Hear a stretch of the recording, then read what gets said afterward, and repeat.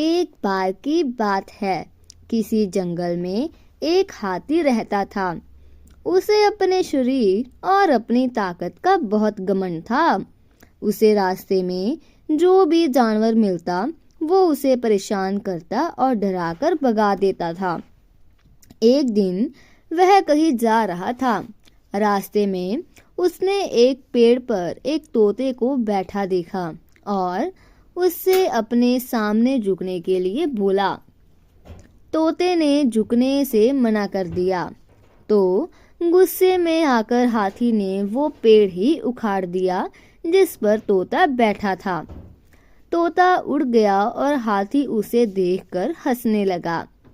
फिर एक दिन हाथी नदी के किनारे पानी पीने के लिए गया।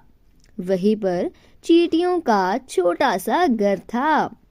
एक चींटी बड़ी मेहनत से अपने लिए खाना इकट्ठा कर रही थी। यह देख हाथी ने पूछा कि तुम क्या कर रही हो? तो चींटी ने कहा कि बरसात का मौसम आने से पहले अपने लिए भोजन जमा कर रही हूँ ताकि बारिश का मौसम बिना किसी परेशानी से निकल जाए।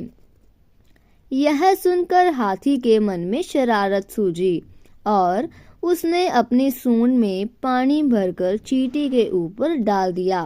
पानी से चींटी का भोजन खराब हो गया और वो पूरी तरह भीग गई।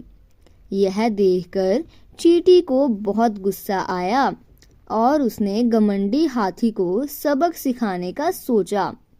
फिर एक दिन चींटी को मौका मिल ही गया कि वो हाथी को सबक सिखा सके।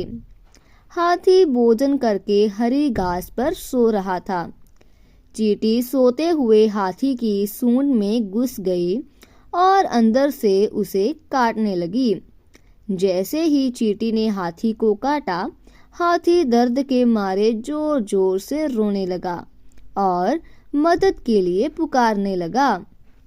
चींटी ने हाथी के रोने की आवाज सुनी और सूंड से बाहर निकल आई। हाथी उसे देखकर डर गया और अपने किए की माफी मांगने लगा। जब चींटी को महसूस हुआ कि हाथी को अपनी गलती का एहसास हो गया है तो उसने हाथी को माफ कर दिया। हाथी अब बिल्कुल बदल गया और उसने वादा किया कि अब वो किसी को नहीं सताएगा और हमेशा दूसरों की मदद करेगा। तो दोस्तों, इस कहानी से हमें यह सीख मिलती है कि हमें अपनी ताकत पर कभी भी घमंड नहीं करना चाहिए। अपनी ताकत के जोर पर दूसरों को परेशान करने की जगह उनकी मदद करनी चाहिए। दोस्तों, ऐसी और मज़ेदार कहानियाँ सुनने के लिए हमारे इस चैनल को लाइक एंड सब्सक्राइब करें। Thank you.